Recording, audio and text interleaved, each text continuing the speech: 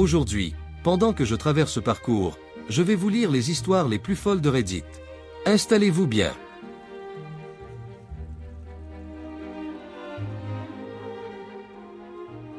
Suis-je la connasse? Pour ne pas avoir emmené ma nièce faire du shopping après qu'elle ait été extrêmement impolie, méchante avec moi, même si elle s'est excusée? Je n'ai pas d'enfant et je n'ai pas vraiment eu beaucoup d'expérience avec les enfants avant ma nièce. Je n'ai pas de frères et sœurs plus jeunes ni de cousins. Je n'ai jamais fait de babysitting, etc. J'explique cela parce que c'est mon point faible et la raison pour laquelle je publie. Il y a environ un mois, ma nièce, Gabi, et moi étions au parc ensemble. J'aime passer du temps avec elle et je l'emmène généralement faire des activités toutes les deux semaines. Pendant que nous étions au parc, je parlais d'un événement auquel je vais assister avec mon petit ami depuis quelques années. Elle a demandé à voir ma robe. Alors je lui ai montré une photo de moi la portant. Elle a fait une grimace de dégoût et a dit « C'est tellement moche. Tu as l'air vraiment grosse. Mon copain ne va pas trouver ça moche ?» J'étais tellement blessé. Elle n'a que 13 ans. Je ne suis même pas une grande fille, au sens strict du terme. J'ai de la graisse, mais je ne suis définitivement pas grosse. Ma mère a été surprise et a dit qu'elle lui parlerait. Quelques jours plus tard, elle a demandé à Gabi de venir s'excuser. De mon point de vue, ce n'était pas sincère. Elle levait les yeux au ciel, avait l'air en colère et a tout simplement dit « Je l'ai remercié de ses excuses, puis je leur ai dit de partir. » Je n'ai pas pris la peine de passer du temps avec elle depuis. J'avais dit à Gabi que je l'emmènerais faire du shopping cet été et qu'on choisirait des trucs sympas ensemble. J'ai hâte de faire ce genre de choses avec elle. Plus vraiment maintenant. Quand on était chez ma mère pour la fête des mères, Gabi m'a demandé quand on irait. Après son coup, j'ai changé d'avis. Je lui ai dit qu'elle avait probablement plein de vêtements d'été à porter. Elle était contrariée et répétait sans cesse. Mais j'ai dit que j'étais désolé. Je lui ai dit que je savais qu'elle avait dit être désolée, mais que ce n'était pas parce que quelqu'un vous exprimait ses excuses que vos actes étaient pardonnés. Il fallait prouver à l'autre personne que vous ne recommenceriez pas, et elle ne l'a pas fait. Ma mère et mon père disent que je m'attends à un comportement adulte de la part d'une enfant et que c'était ridicule d'annuler le rendez-vous shopping. Apparemment, je suis en conflit avec une enfant de mon âge. Elles ont dit qu'elle s'était excusée et qu'elle ne m'avait plus jamais reproché quelque chose d'impoli. Elles m'ont demandé combien de temps j'allais lui en vouloir. Je ne sais vraiment pas comment prendre ça. C'est trop long. Je fais confiance à leur jugement la plupart du temps. Mais c'était tout simplement une méchanceté flagrante de sa part. J'ai peur qu'en grandissant, ce comportement perdure et qu'elle devienne une brute. Suis-je la connasse? Tu n'es pas la connasse. Je pense que 13 ans est assez vieux pour distinguer le bien du mal et ce sera une bonne leçon de vie pour votre nièce. Elle peut apprendre que ses paroles et ses actions ont des conséquences. Elle ne regrette pas ce qu'elle a dit. Elle regrette juste que cela ait ruiné sa virée shopping. Exactement. J'ai dit que j'étais désolé. C'est ce que disent tous les tyrans lorsqu'ils sont interpellés. Spoiler. Ils regrettent seulement d'avoir été pris ou interpellés, pas pour l'infraction elle-même. Les filles méchantes sont nulles, et elles en subiront les conséquences si elles persistent. Youpi!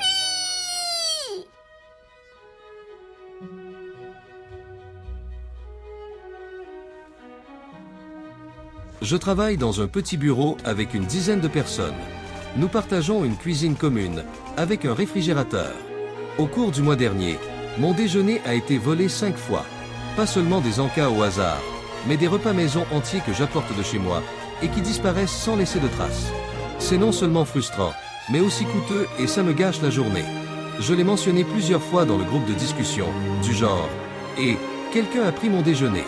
Arrête, s'il te plaît. » Tout le monde l'a ignoré ou a envoyé des messages vagues du genre « Burp, c'est nul » ou « Certaines personnes sont vraiment horribles, mais personne n'en a pris la responsabilité. » J'ai donc acheté un mini-frigo et je l'ai installé sous mon bureau. Rien d'extraordinaire, juste assez pour contenir mon repas et une boisson. J'y ai aussi installé un petit cadenas pour plus de tranquillité d'esprit. Depuis, fini les déjeuners volés. Eh bien, vendredi dernier, une de mes collègues, je l'appellerai Dana, 29F, m'a interpellé pendant le déjeuner et m'a dit que c'était bizarre et égoïste, que j'ai un frigo personnel. Elle a dit que ça me donnait l'air paranoïaque et pas membre de l'équipe. J'ai dit que j'en avais assez qu'on me vole ma nourriture et que c'était la seule solution. Elle a ajouté que j'aurais dû simplement apporter des choses que je n'aurais pas eu peur de perdre, comme des encas ou des plats à micro-ondes, si j'étais si inquiète. D'autres ont maintenant fait des petits commentaires comme « Ne le laisse pas voir ton déjeuner, il risque de mettre sous clé » ou « on a compris, tu es spécial ». Je commence à me sentir comme le bizarre du bureau juste parce que je protège mes affaires. Suis-je le connard pour avoir enfermé mon déjeuner au lieu de laisser cela continuer à se produire? Clairement pas. Dans quel secteur travaillez-vous pour que des attitudes permissives envers le vol semblent être une condition d'embauche?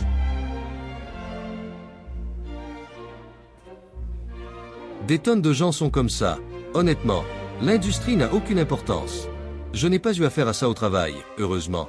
Mais j'ai un jour hébergé un cheval dans une écurie où des enfants volaient sans cesse des choses dans ma sellerie. Quand j'en ai parlé à la propriétaire de l'écurie, elle m'a répondu « Eh bien, c'est une écurie d'apprentissage, ça arrive parfois. » Non, madame, c'est du vol. Quelque chose que j'ai remarqué au cours de ma carrière. Peu importe où vous travaillez, que vous soyez un employé d'entreprise ou un ouvrier ou quel que soit votre travail, il y a toujours un maniaque qui jette dans les toilettes des choses qui ne devraient pas être jetées. Un laboratoire rempli de scientifiques en fusée, quelqu'un jette des trucs bizarres dans les toilettes et les casse. Les toilettes d'un centre commercial, quelqu'un jette des trucs bizarres dans les toilettes et les casse. Le même genre de personnes aux deux postes.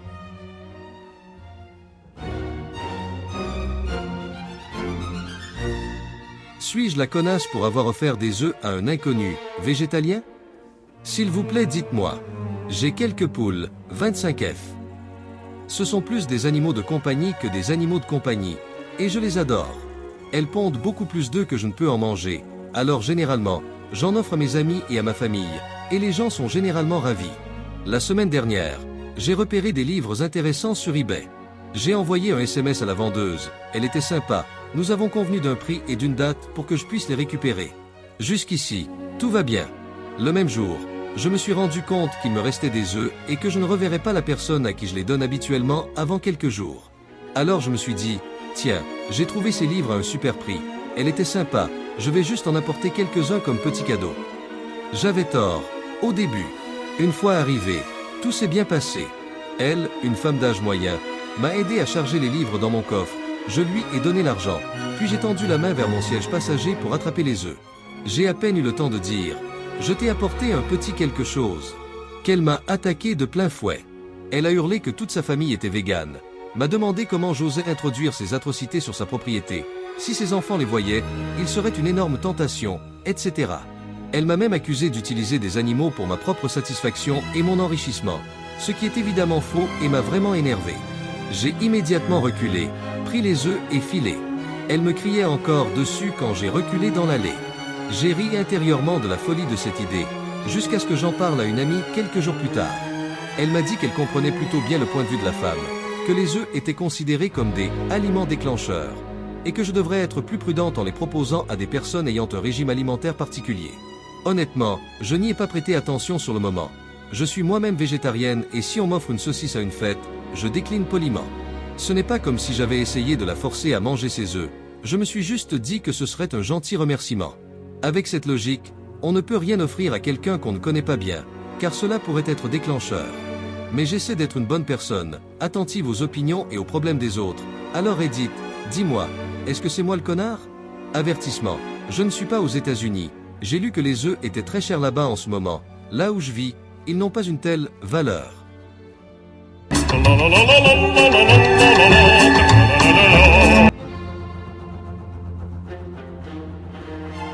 Je suis végane et si on me proposait des œufs, je dirais non merci, comme une personne normale.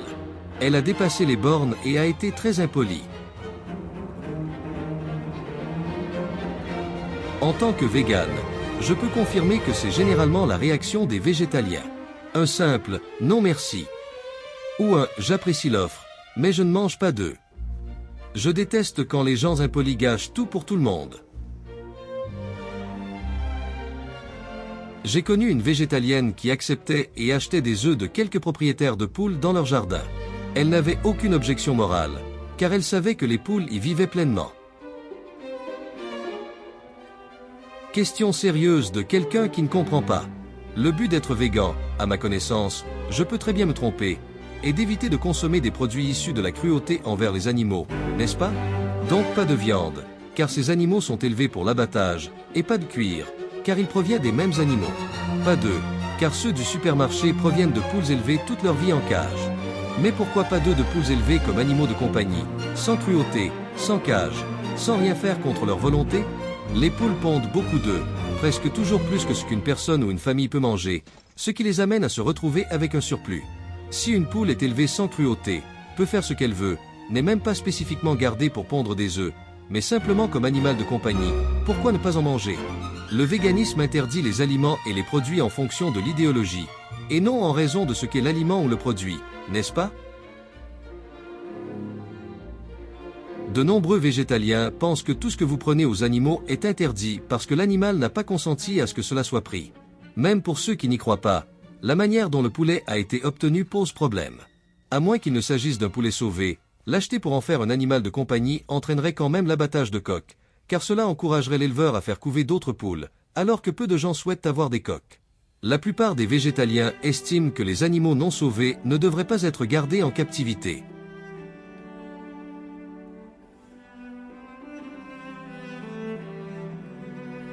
Suis-je le connard pour ne pas avoir quitté l'appartement pendant une semaine? Ma copine vient de perdre un proche, est en deuil. Elle m'a demandé si j'accepterais de quitter l'appartement pour qu'elle puisse passer une semaine seule. Je lui ai dit que je ne pouvais pas, car je n'avais nulle part où aller, ma famille habitait trop loin, mes amis n'avaient pas vraiment de place pour moi en ce moment et je ne voulais pas dépenser de l'argent pour une semaine à l'hôtel. Maintenant, elle est en colère contre moi et dit que je rends les choses encore plus difficiles. Mes amis ne m'aident pas, ils disent que je dois lui laisser de l'espace, mais ils ne m'ouvrent pas leurs portes et ne proposent pas d'aider à trouver un hôtel. État, pour ne pas vouloir partir. Ma copine n'est pas aussi économe que moi. Elle pense que payer une semaine d'hôtel n'est pas un problème. C'est pourquoi elle est si contrariée. Je lui ai demandé de m'aider à payer, mais son argent servira à payer les obsèques. Je suis peut-être un connard de ne pas avoir laissé un peu d'espace à ma copine.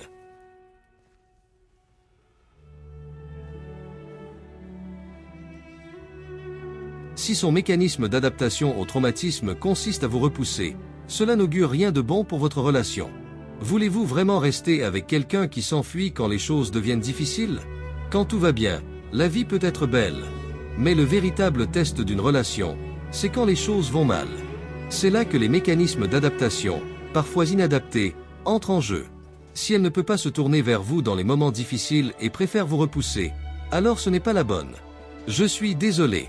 Déçu. Tu n'es pas le fautif.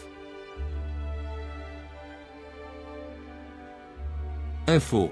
Pourquoi diable dit-elle que tu dois partir une semaine pour faire son deuil?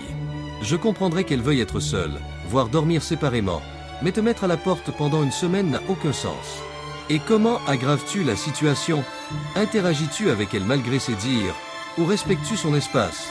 Je sais que le désir d'aider ou de soulager la douleur de nos proches est fort, mais tu n'y peux rien, et tu dois la laisser digérer. Pour l'instant, on dirait que tu es sans reproche.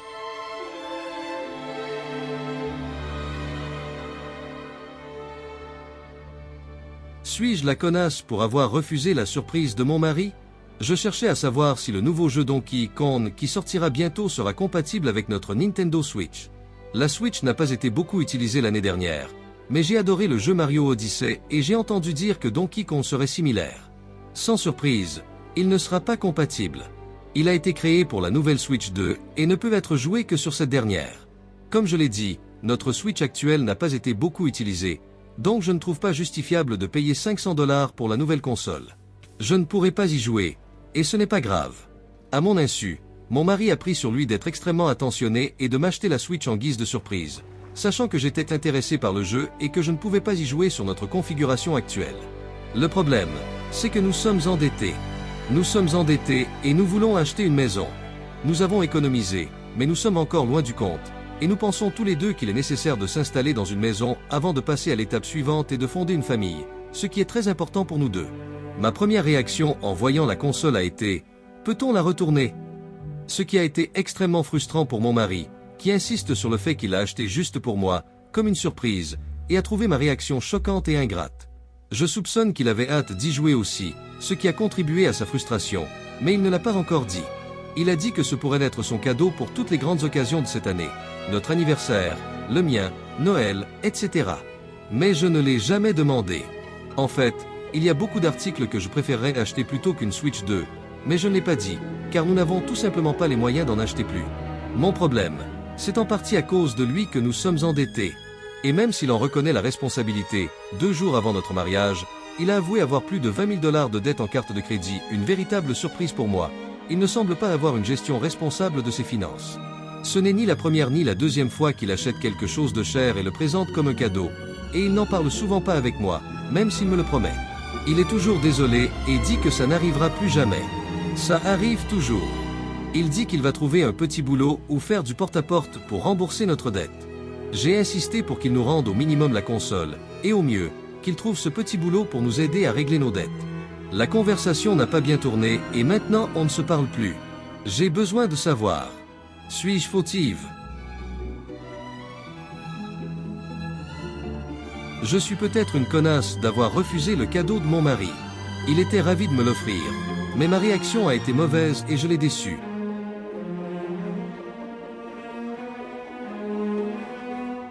Tu n'es pas en tort, j'essaierai de dire quelque chose comme « J'apprécie le geste, mais je travaille dur pour économiser pour une nouvelle maison et rembourser mes dettes. Rendons-la et, si possible, achetons-en une autre à un meilleur moment. »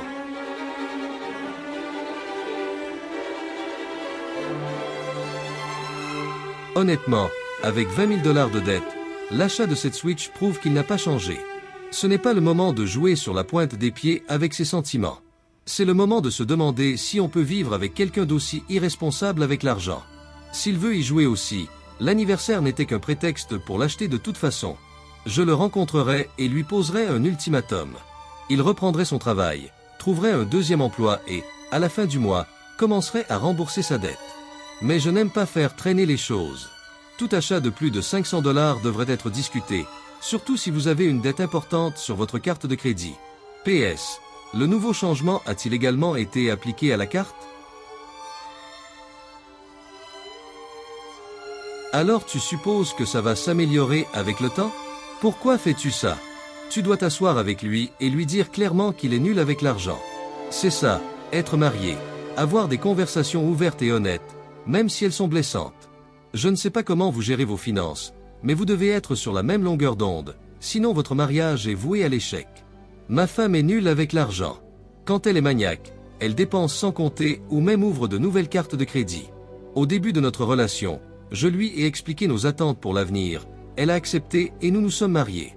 Elle va beaucoup mieux maintenant, mais au final, c'est moi qui gère entièrement les finances. Elle n'a littéralement pas le droit de dépenser sans mon autorisation préalable, et ça ne la dérange pas, car elle me fait entièrement confiance. Discutons-en et trouvons une solution.